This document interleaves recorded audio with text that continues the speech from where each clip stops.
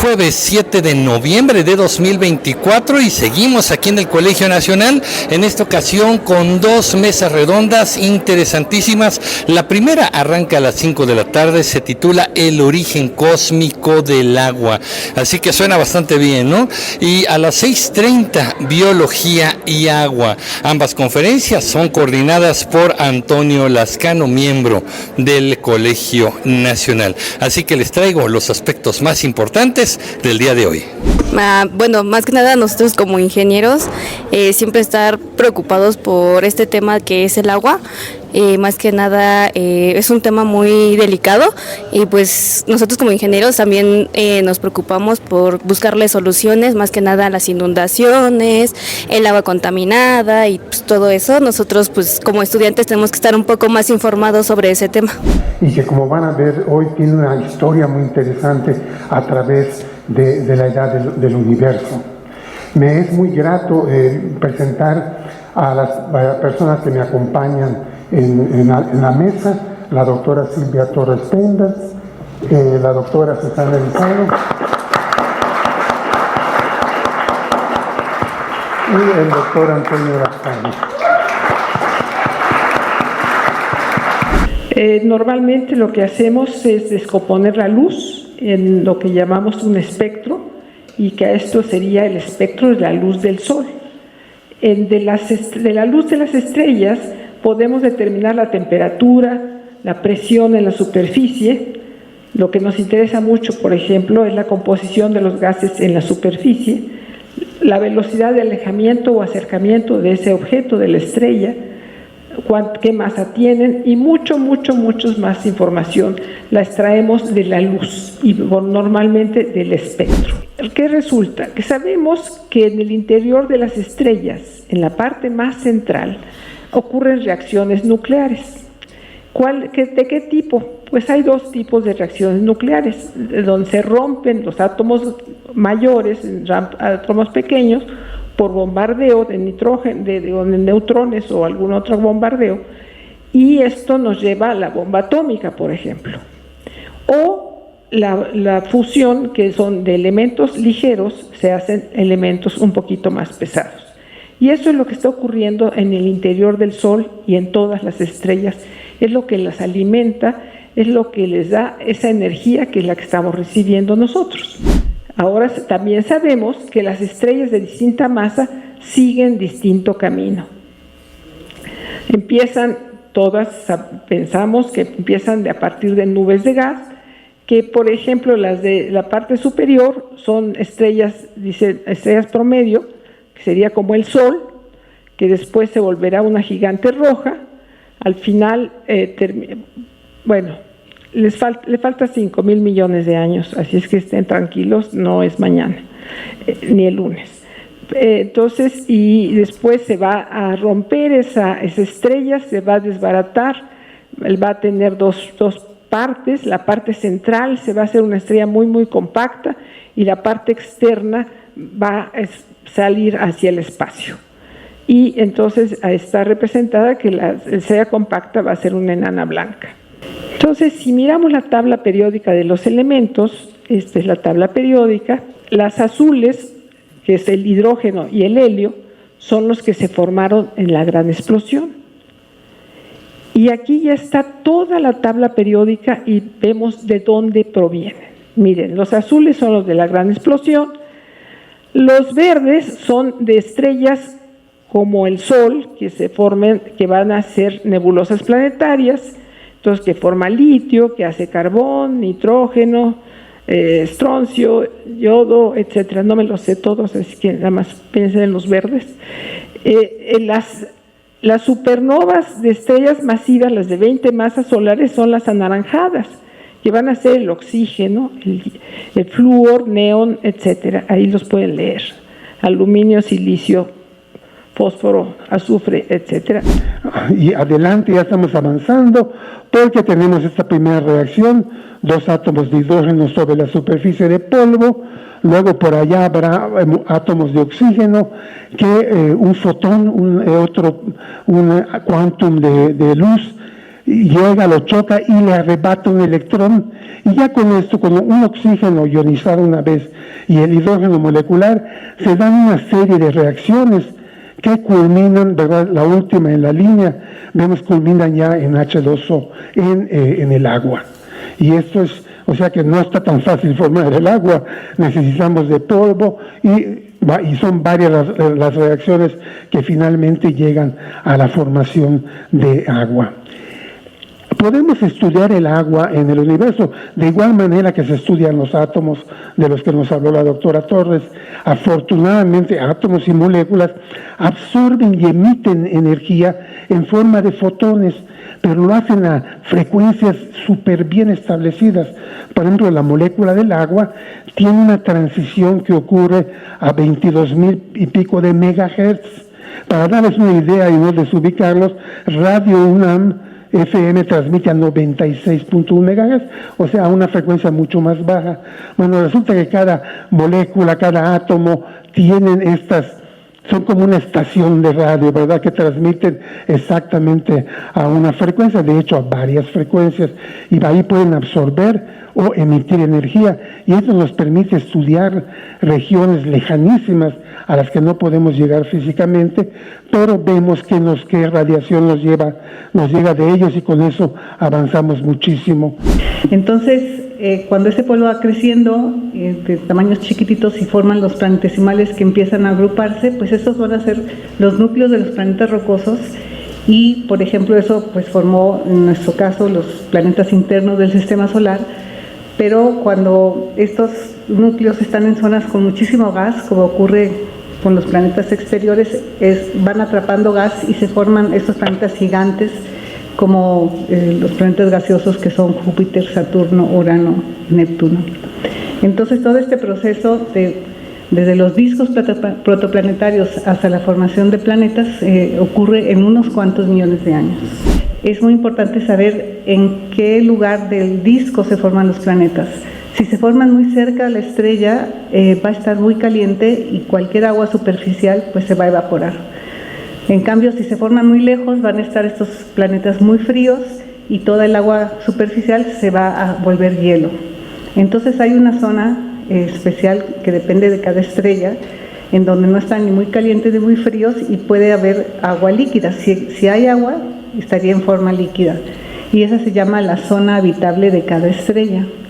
Entonces, por ejemplo, si nos fijamos en la parte de abajo, en el sistema solar, hay varios planetas, están Venus, Tierra y Marte, que están dentro de la zona habitable del Sol. Sin embargo, sabemos que el planeta Venus es muy caliente, es como un horno, tiene un efecto invernadero muy fuerte, de manera que no hay agua en su superficie. La Tierra es muy afortunada, aquí estamos platicando por eso, y tiene agua líquida en la superficie, y Marte parece que tuvo agua en el pasado. Entonces, el estar en la zona habitable no quiere decir que hay agua líquida, quiere decir que si el agua está en el planeta, pues estaría en forma líquida. Si ustedes se fijan, en la Tierra lo que tenemos es agua en estado líquido, agua en estado sólido y agua en estado gaseoso. Esa es una situación realmente única en el sistema solar, y ciertamente nos lleva a una serie de preguntas, de las cuales la más obvia, que tiene que ver con el tema de esta mesa redonda, es de dónde salió el agua que tiene la Tierra. Y ya Susana Lizano ha hecho una descripción muy precisa de cuál es el origen del agua, ya sea en estado sólido, ya sea en estado gaseoso, las posibilidades de agua líquida en distintos cuerpos del sistema solar. Pero déjenme recordar brevemente, para que esto lo pongamos en el contexto un poco de la geoquímica, cuál es el origen preciso de esa agua.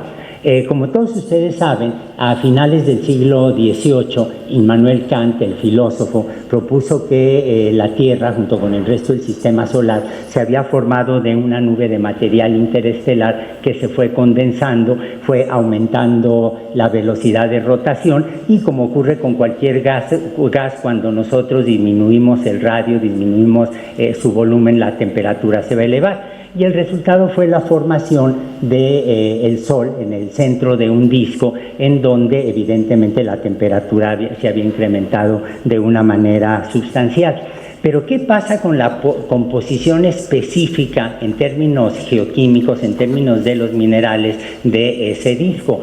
Si nosotros nos fijamos en las temperaturas de condensación de distintos minerales, lo que nos damos cuenta es que hay todo un gradiente de temperatura y por lo tanto de composición química cuando nos alejamos del centro de ese disco planetario donde va a estar el Sol hacia las partes externas.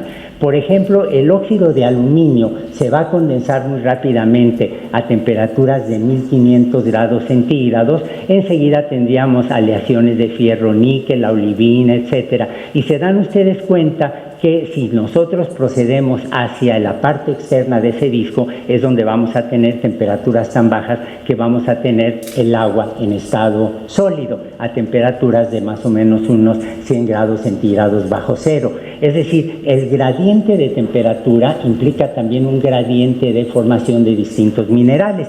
Y esto luego los geoquímicos lo pueden correlacionar con las composiciones de los distintos planetas.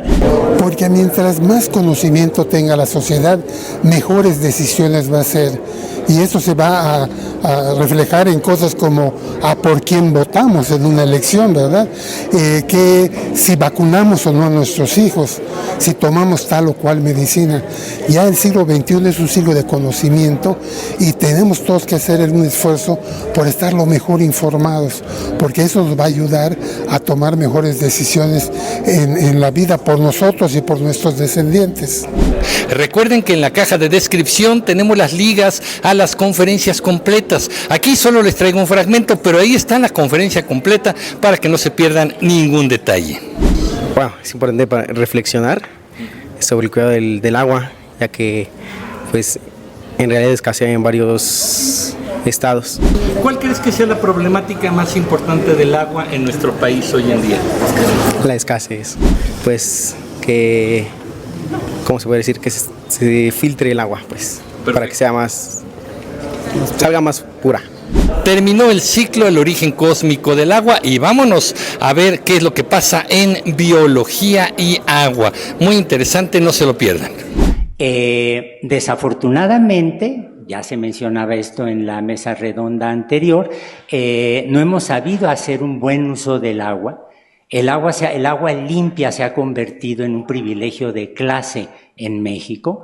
Es una tragedia cotidiana que la gente de Iztapalapa, por ejemplo, no disponga de agua entubada. Es una tragedia pavorosa ver a la gente en distintas partes de la ciudad y muestra un fracaso no solo de los gobiernos, sino también de la sociedad, el que no hayamos logrado solucionar el problema que significa ver a la gente cargando cubetas, garrafas con agua. Es una tragedia sin igual que nosotros tengamos enfermedades que todavía son causadas por el agua que no es pura y al mismo tiempo yo creo que es muy alentador el ver que hay una serie de propuestas, de soluciones, de ideas para cómo no solamente mantener el agua del ambiente lo más pura posible, sino también para recomponer algunas situaciones que se nos han ido de las manos. Pero ahora hablemos de las buenas noticias, ¿no? ¿Para qué nos sirven los ecosistemas costeros, ¿no? Pues vamos a ver que nos ayudan a proveer protección costera contra marejadas, oleaje extremo y otros fenómenos meteorológicos. Como ya dijo el doctor Lascano, son ricos en biodiversidad, nos ayudan a regular la calidad del agua, son secuestradores de carbono, lo cual ayuda a disminuir el problema del efecto invernadero al secuestrar carbono y nos proveen de muchos recursos, además de darnos oportunidad de turismo y recreación. De los ecosistemas costeros más icónicos en nuestro país, tenemos los mangles. Los mangles son hábitat de una gran diversidad de fauna. Son sitios, son guarderías, sitios de reproducción de muchos peces, moluscos y crustáceos de importancia comercial. Esto es fundamental para la economía, para sostener, para proveer proteína de buena calidad a las poblaciones costeras y más allá, y por lo tanto son muy valiosos desde ese punto de vista. Entonces, bueno, yo les voy a platicar sobre un poco, después de haber visto todo el desarrollo de este hermoso elemento que es el agua, ahora cómo es que lo tenemos que explotar. Entonces, es una verdadera realidad el hecho de que en años posteriores vamos a tener que incrementar significativamente todos nuestros alimentos, sobre todo aquellos de origen de proteína animal. Entonces, aquí tenemos un balance que es más o menos lo que nosotros hoy en día estamos consumiendo. Aquí están los organismos acuáticos, es cerca de un 31% entre pesca y acuacultura, pero pensando en el desarrollo sostenible de las especies de producción animal, pues pensamos que las especies acuáticas podrían tener una mayor relevancia. Ahora, hablamos de los alimentos sostenibles y aquí tenemos que pensar en dos cosas principalmente. Uno, hacer alimentos que sean estables en el agua, que puedan ser consumidos antes de ser degradados, que sean desperdiciados y que se vuelvan una parte de una contaminación al medio ambiente. También tenemos que pensar que hay ingredientes que no deben ser utilizados, como la harina y el aceite de pescado. Actualmente los peces o camarones consumen cerca de 6 kilos de sardina en fresco para producir 1 kilo de alimento en acuacultura, lo cual es espantoso. También tenemos que ver que promuevan la salud de los organismos y también aditivos que contrarresten los cambios climáticos. Lo mismo que el 70% de nuestro cuerpo está constituido de agua, entonces nosotros somos, pensándolo así, si nos evaluaran civilizaciones fuera de nuestro planeta, dirían, bueno, ellos vienen del planeta agua o planeta tierra. Y bueno, una de las propiedades más importantes, y ya lo platicaron hace ratito, es la capacidad de dilución de esta molécula sobre otras, ¿no? Pero además, pues, tiene una capacidad de flujo, es muy fácil de ocupar espacios sin ningún problema, y bueno, además se oxigena muy fácilmente, ¿no? Se satura de oxígeno, y eso en cierta manera ha permitido que organismos como nosotros, como los peces, como las medusas, pues puedan sobrevivir. Y bueno, y una de las cosas que hace el agua, pues es reducir, eliminar, degradar y transformar todas las moléculas que desafortunadamente como residuos vertimos sobre ella. Pero todo tiene un límite. Y eso lo vemos muy presente en sistemas que actualmente están en nuestra zona centro del país. Y lo podemos notar, por ejemplo, en la presa Endó, que entre 1947 y 1951 se construyó para almacenar las aguas residuales de la Ciudad de México. Esta infraestructura es la cúspide del sistema de drenaje que inició durante el Porfiriato y que tenía como objetivo distribuir las aguas residuales de la Ciudad de México y vertirlas sobre el Valle del Mezquital. En 75 años de operación, el distrito de riego pasó de 14,000 hectáreas a 85,000 hectáreas en donde se producen alimentos con estas aguas residuales. No obstante, ¿no? Con el tiempo, pues este es un problema, se genera un grave problema de contaminación química en el agua, en el suelo, en el aire. Pues así termina este día de hoy, jueves 7 de noviembre, con estas conferencias. Recuerden que estaremos de aquí hasta el día 10 de noviembre, así que todavía pueden venir, la entrada es libre y está muy fácil llegar al Colegio Nacional. Yo soy Emilio Pineda y los espero en el próximo capítulo de Comunicreando. Pásenla bien. Hasta pronto.